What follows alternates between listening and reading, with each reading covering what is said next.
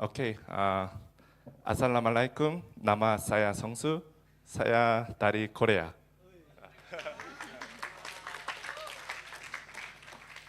Assalamualaikum, nama saya Jihyun, saya dari Korea. Okay, so thanks for joining our session. So before we start our session, let me introduce ourselves first. So my name is Seongsoo, and I'm working at the NHN-Cloud.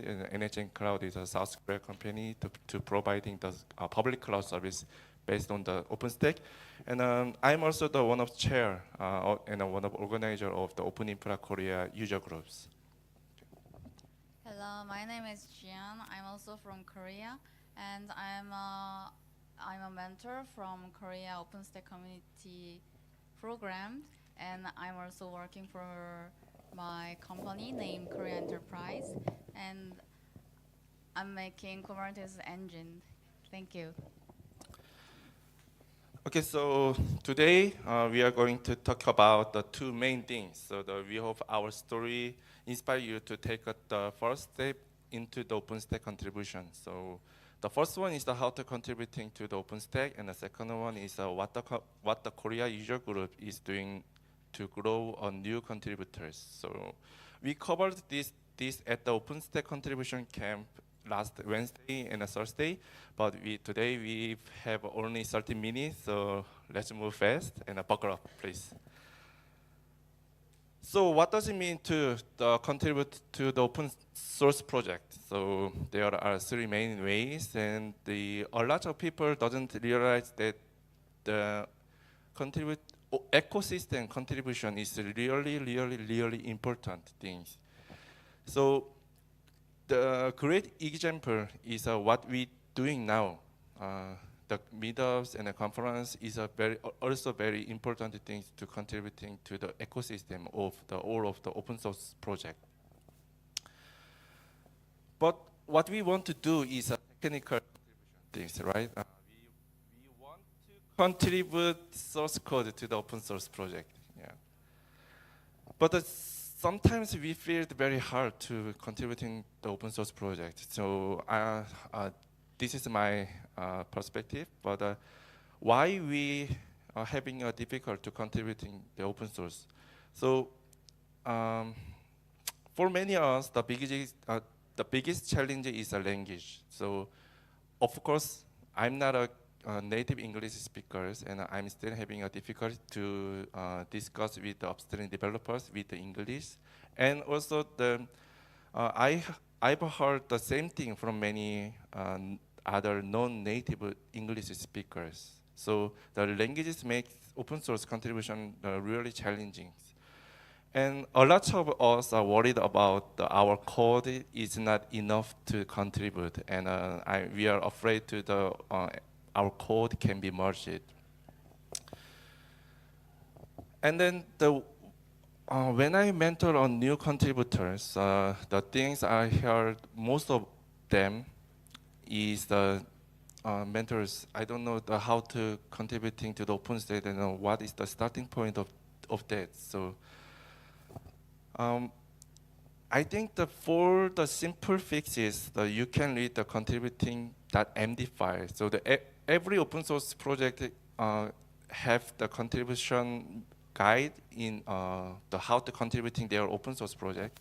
You can see the contributing.md file in every GitHub repositories. But to contribute deeply, I think that you should understand how the community works and what kind of tools they are using. So open source, the OpenStack Foundation, not the OpenStack Foundation, the OpenInfra Foundation support a very great contribution guide. So if you finish reading these contributor guides, you will understand what tools and knowledge are needed to contribute to OpenStack. And there are also the upstream training hands-on workshop materials, so that you can even try the whole contribution process yourself through a hands-on workshop that's available online. After you complete these steps, so you will fully prepare to make your first contribution to OpenStack. So that's all from my side. Thank you. It is my job. But yeah, so now let's go over the basics of the how to contribute in the OpenStack, because reading a document is also easy, but still difficult, having a difficult to the contribution. So that's why we are doing an OpenStack contribution camp during the 2 days. So first, let me explain how the OpenStack global community is organized. The OpenStack is one of the world's top 5 open source projects. So with over 9,000 developers contributing globally. And to keep a project of this size running normally, it needs to a well-organized structure with clearly defined rules. Let me take a look at just a few of the key groups. The first one is a project team. The project team is something like a Nova Neutron Cinder. That is a project team. So a project team impacts on OpenStack releases. So every 6 months, the OpenStack releases a new version. So every project team must prepare that OpenStack new releases. And the team leaders, every team has their leaders, and we call the project team leaders, we just call it PTS. Every 6 months, the whole OpenStack communities are having a voting to elect a new PTL. So if you have an account in OpenInfra Foundations, you can get a voting emails maybe after 3 or 4 months later. The second one is a special interest group. I think that some already know what is this group, and some doesn't know about what is this group. So the project team also important because they are making the real OpenStack components. But in the OpenStack ecosystem, the developers also important, but the users also very important. So the special interesting group is for the users. So they are focused on the long-term goals and around the specific topics. For example, the OpenStack also used it in the scientific areas. So like Sun in the Europe scientific research, and the others, something like a university. They want to get high performance computing, and I don't know which one is more scientific features, but they are collecting each others and discuss about what features do you need in OpenStack, and give that item into the project teams. And also there are one more thing. The largest scale special interest group is very active. Everyone wants to know the largest scales, right? So over the 100 hypervisors, thousands, millions. So the Yahoo or Line and the other big company are getting together and share their experience about to operating the OpenStack, and then they are making some white paper or wiki pages to contributing to the user specs communities. The third one is a technical committee. The technical committee is organization that set up the OpenStack technical directions. So for example, maybe the last year, the event-led is most commonly used in the OpenStack. The event-led is supporting the asynchronization features and HTTP features in every project. But the only in 2024, the event-led does not support any new feature, and they dropped to maintain their project because they don't have any maintainers anymore. So the technical committee decided to the new libraries to replace the event-led. So the technical committee is also very important group in the communities, and they are also elected by the individual member of the OpenStack foundations every 1 year, as I know correctly. Okay, so here's my talk about how the OpenStack community is structured, and now I'm gonna talking about the what tools used in the OpenStack communities.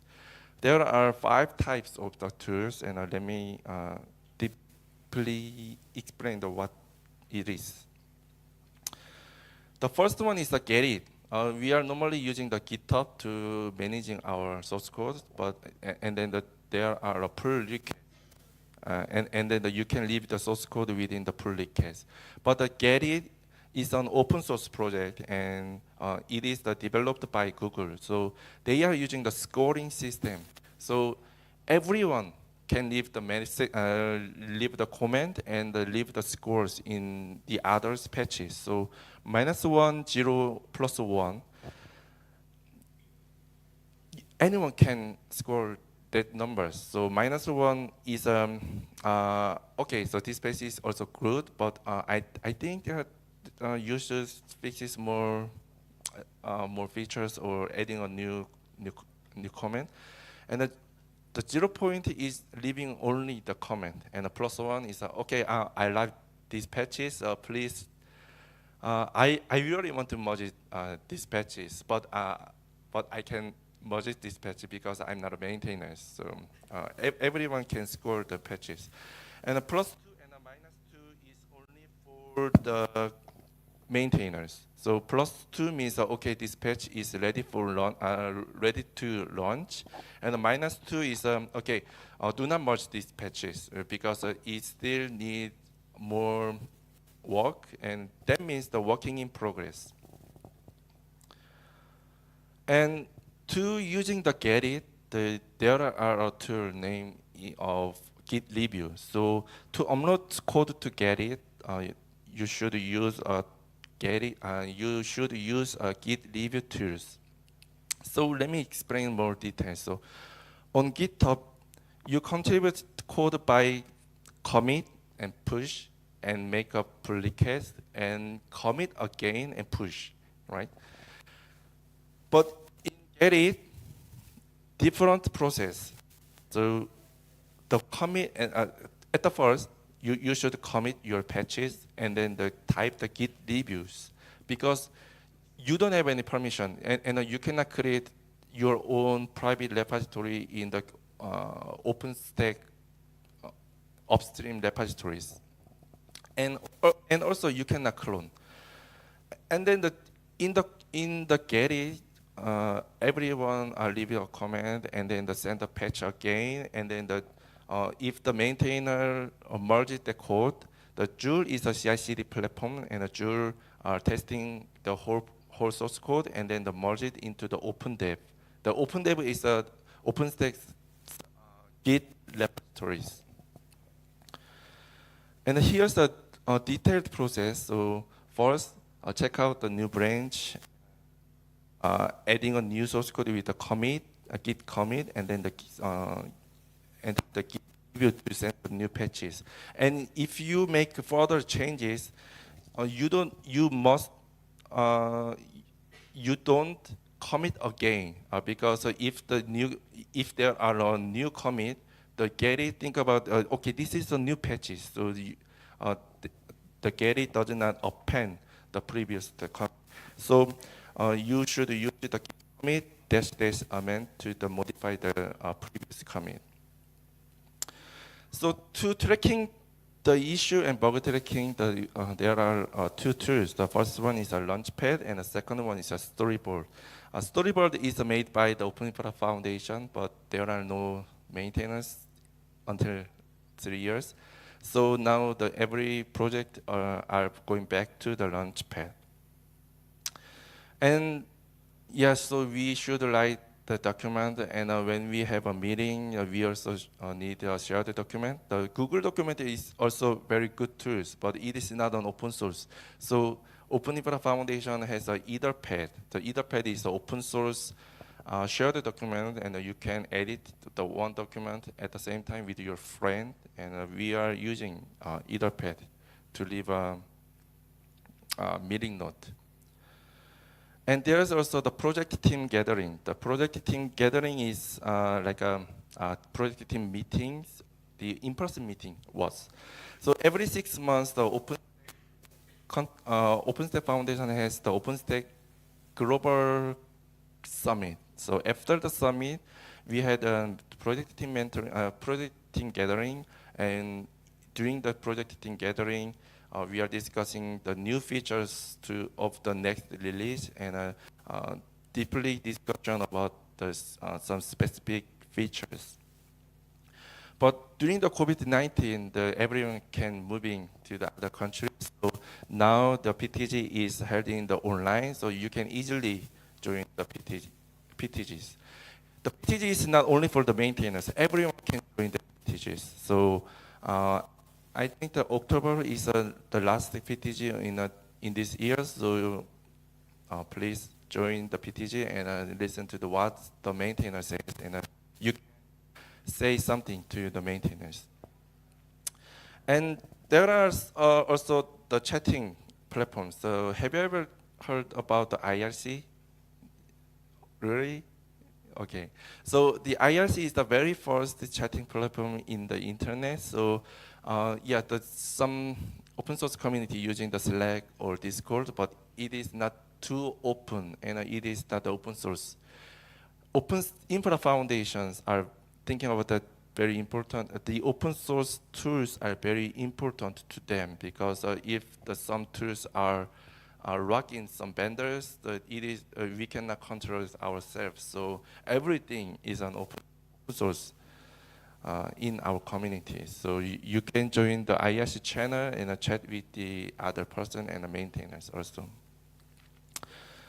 And we also have a project team meeting online on the IRC. You can see the previous meeting logs, and you can find what's the message from the project team. And yeah, OpenStack also has a mailing list. Anyone in the community can ask a question through the mailing list, and important announcements from the project team also sent through the mailing list. So you can subscribe the mailing list with this link. I think that this slide will be shared to everyone, so that you can check this link later. And when practicing how to submit the patches to get it, it is not possible to use an official project repository for testing. So in GitHub, where you can create your own repository, and you can create, you can forward the others and practicing in your private repository. But for the get it is difficult to practice, to contributing. So that's why the OpenStack community provides a get it sandbox project where contributor can safely practice using get it. So people from all over the world using the sandbox project to learn and practice the contributing the OpenStack project. Okay, so let's do this. So where's the bug and where's the issues I can solve? In most of the cases, the code contribution happens in two ways. The first one is found a bug while using the OpenStack, and the second one is wanted the new feature by working with OpenStack. But yeah, we haven't used it OpenStack that much, and we are just the users. Sometimes having a difficult to find a bug or new features. So, but there are almost every project has something special culture. So that calls the low-hanging fruit. The low-hanging fruit is something like a tag or topic. So these tests are not urgent, but open for new contributors. They are easy to solve and perfect for beginners, so you can easily find the low-hanging fruit issues on either pad, on the launchpad. So this is the example of the Nova project. There is a low-hanging fruit tag, so that you can click the text, and you can find the issues, easy issues. So, OpenInfra Korea Group wants to get new contributors and maintainers of the OpenStack communities. And we hosted the upstream training course in Korea, and organizer also running internal study groups, but it is very difficult to reach the actual contribution. So now the Jihyun will be introduced to how we work and what is our goal in this year. So please big applause to her.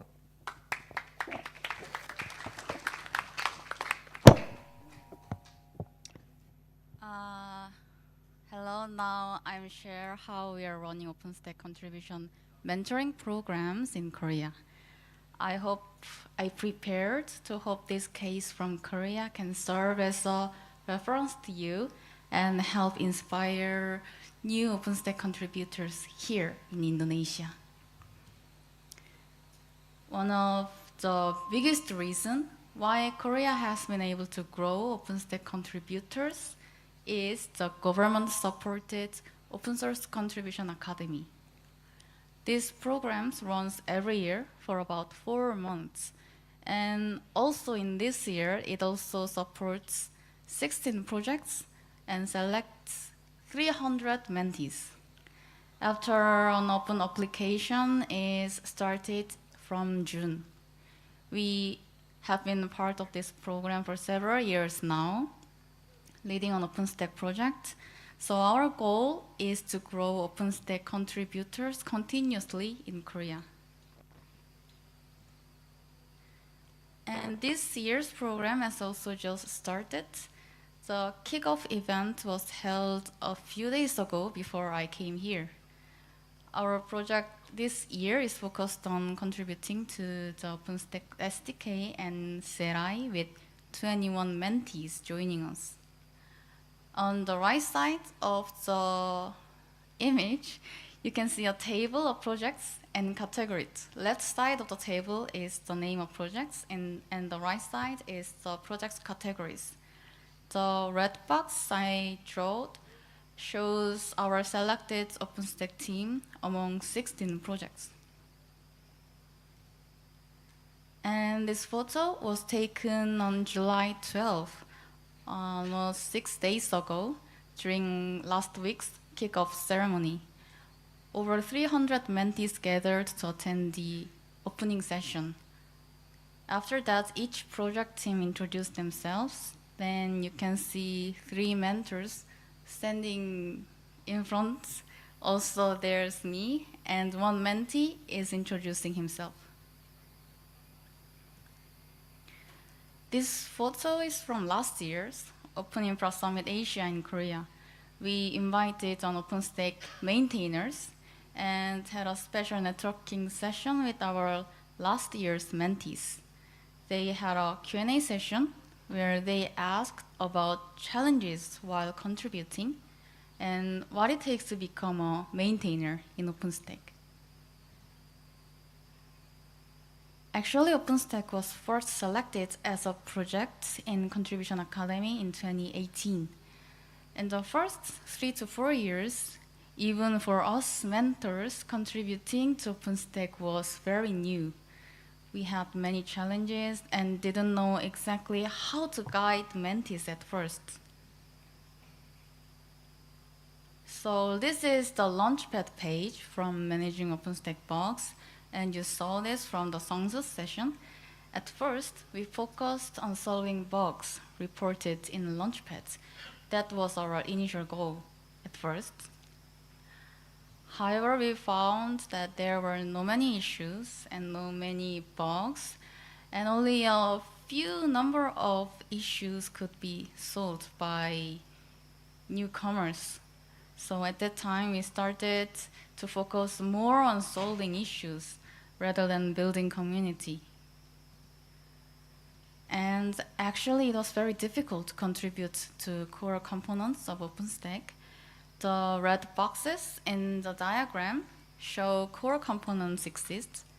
Even if it's a very simple bug in the core component, it can be fixed only if you have experience about it and or having knowledge of the core domain. So even our mentees are new on OpenStack or don't know much, so it is very extremely difficult to them and also for mentors. So after several trials and errors in the first 3 or 4 years, we found that OpenStack SDK and CLI projects to be good starting points for beginners. They are shown inside the red box left on the diagram. So since 2021, we have focused on curriculum and SDK and CLI contributions. These components unify each service's independent clients and SDKs into a centralized tool. So let me explain more clearly why we choose to work with SDK and client projects. First, these projects are easier to understand.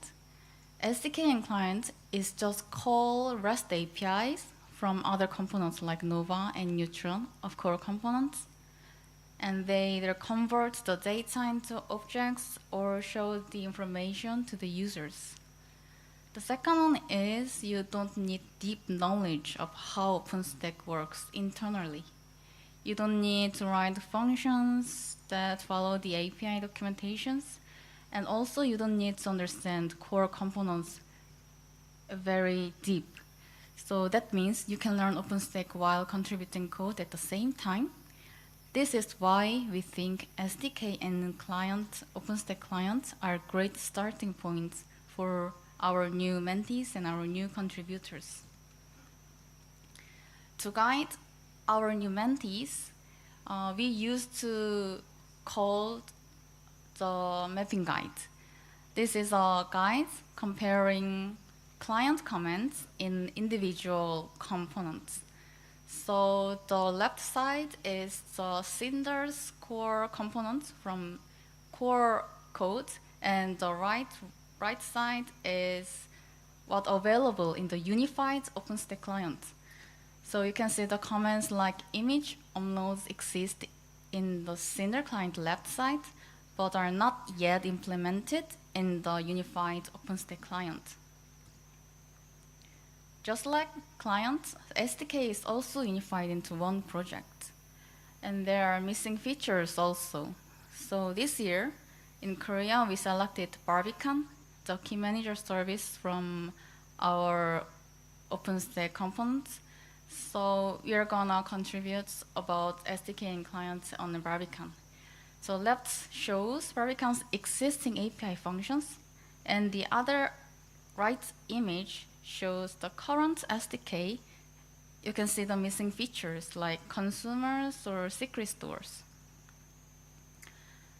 So these are the results from our 2024 program.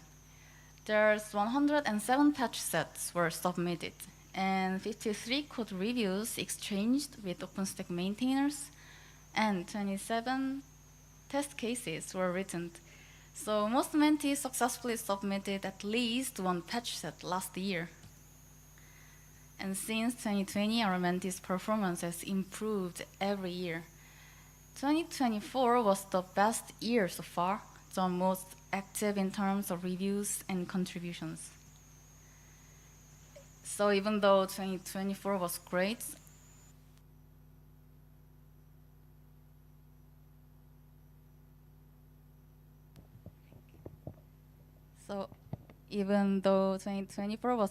we set a bigger goal for this year. Every mentee must submit at least 3 patches, and at least one mentee should experience one code merge to the master branch of OpenStack. So if we reach this, that's at least 60 new patches in total. And this year, I'm mentoring with other 2 Korean mentors, and we've improved our curriculum like this. The Contribution Academy has 2 phases, and first Challengers phase is learning and lectures from mentors. And the second one is Masters phases, is real contributions by mentees. We also have Mentees team activities in master's phase and also internal tech seminars and guest lectures by real-world engineers. And here is our current 4-week curriculum for the challenges phase. We are now in week actually in Korea. If Indonesia is preparing a similar contribution program, you can feel free to take photos of these slides for a reference, or you can just ask me or Seongsoo after this session if you want more detail about this curriculum and program.